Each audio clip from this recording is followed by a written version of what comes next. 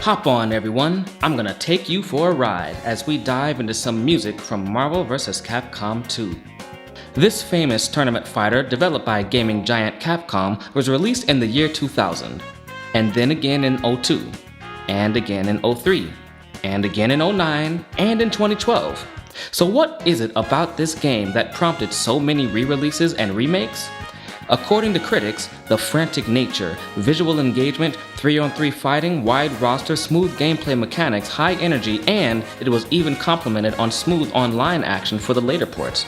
Just like any other tournament fighter, this game presents players with a wide variety of famous characters from the Marvel universe and the Capcom universe. Then, players can pit them in a desperate 3-on-3 fight to the end. The concept is simple and has been seen 1,001 times, but there is something especially satisfying about landing a combo in this title. On the flip side, this title is actually criticized heavily for its choice of music throughout the game. The composers for this game are Tetsuya Shibata and Mitsuhiko Tanaka. These are two Capcom veterans who you might recognize also work together on famous soundtracks such as Monster Hunter. Critics would say that the works of Shibata and Tanaka did not match the nature of the game. Out of context, the music is phenomenal for sure, but does a combination of jazz, big band, lounge, and disco belong in a fighting game? That's not our conversation here today. We are here to talk about Shibata's track from the Swamp Stage on today's episode of Stick to Games.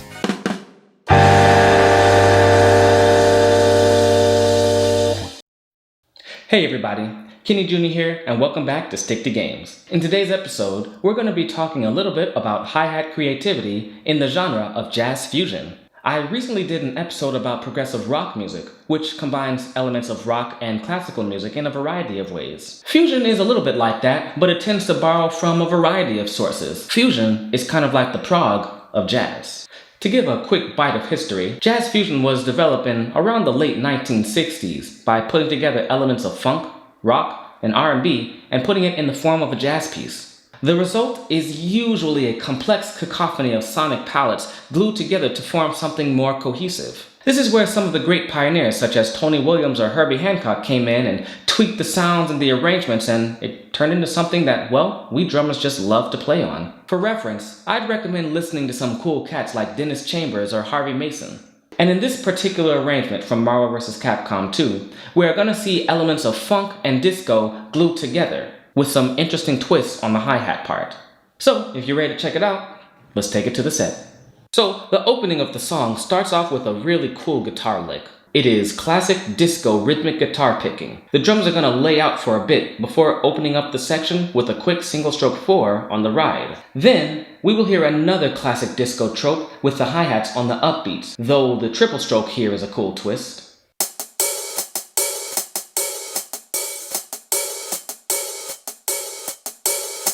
Now let's get funky, because as soon as we hit the fourth bar of the track, the drums are already coming in hot with a cool lick that utilizes quick hi-hat catches, ghost notes, and drags for the drum fills.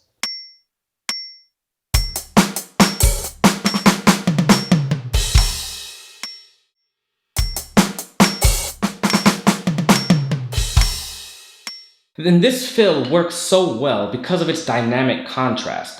It incorporates a considerable mixture of sounds from the drum set, but because of the control of the strokes, it turns out to be very tasteful in this context without seeming like overplaying.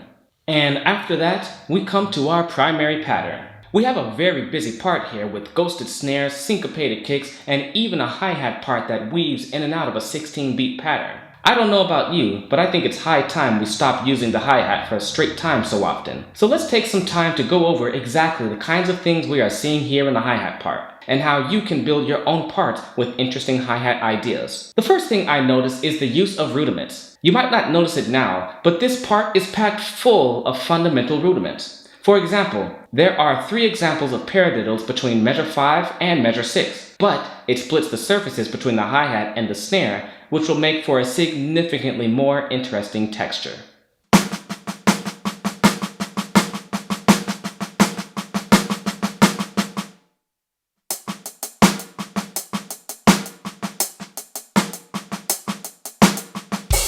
There is also an example of the lesson 25 rudiment starting at the end of measure 6.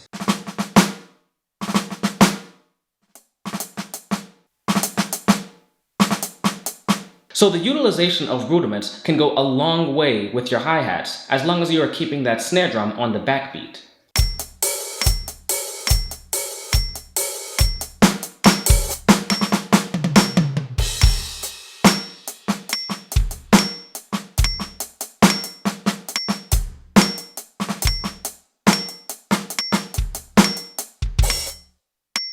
Choosing rudiments to build a main pattern could seem like a daunting task, but it really is quite simple. If you stay in the pocket and you know where the 2 and 4 land, you can pretty much throw in whatever you want on any other count.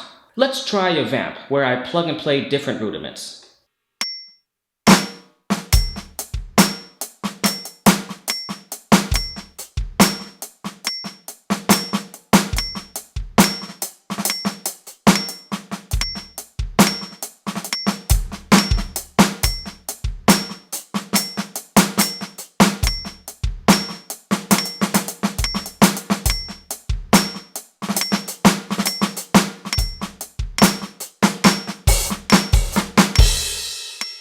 As we can see, with clever use of an assortment of rudiments, we crafted a hi-hat part that had a little more subtlety and a lot more flavor than a straight 8 or a straight 16 beat. Another point to be made about spicing up our hi-hat parts is opening them up. Seems simple, but as our adventures in disco and dance taught us, opening the hi-hat gives us a groovy feeling as well as modifies the sonic palette in interesting ways. So that part of it isn't new.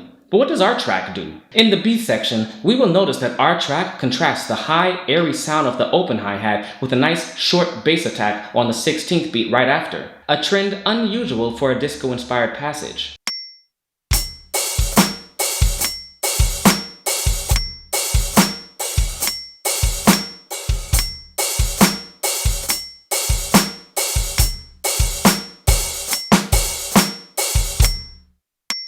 Lastly, we'll also see some hi-hat decorations such as triple strokes and drags on the hi-hat, while also using the open sounds as well. We witnessed the triple strokes in the beginning of the piece. We'll see it again at the end, along with an example of using a drag on the hi-hat, capped up with a dramatic cymbal roll.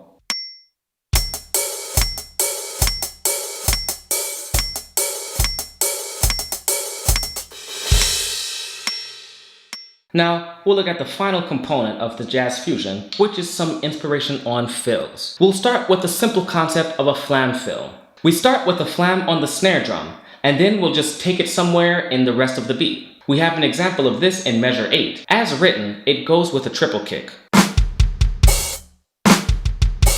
One more variation would be to instead end with a snare ghost note.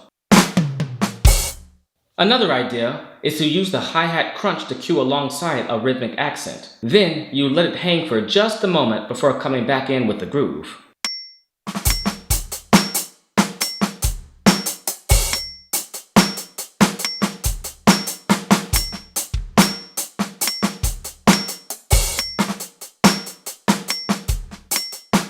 And one final idea presented by this track is the idea to utilize the contrast between accents and ghost notes. Measure 12 presents this by basically keeping a fill on the snare, but accenting on the upbeat of 3 and the E of 4 on the tom. This part also cues alongside a rhythmic accent from the rest of the instruments.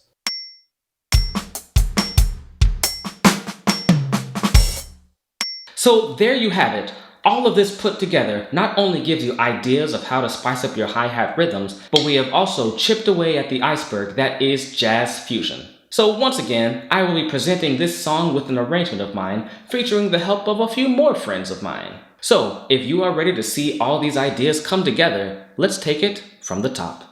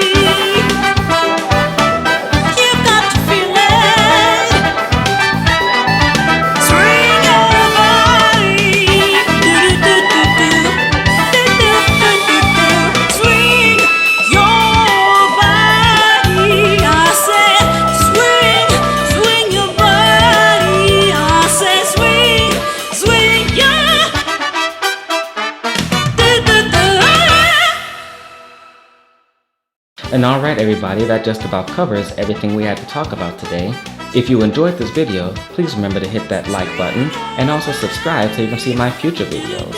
Remember to hit me up on social media, Instagram or Twitter, if you want to make a special request for a video or if you just want to drop by and say hi. Also be sure to check out my website where you can find these transcriptions as well as other content that I produce. I hope you enjoyed everything today and I hope to see you again soon. Till next time.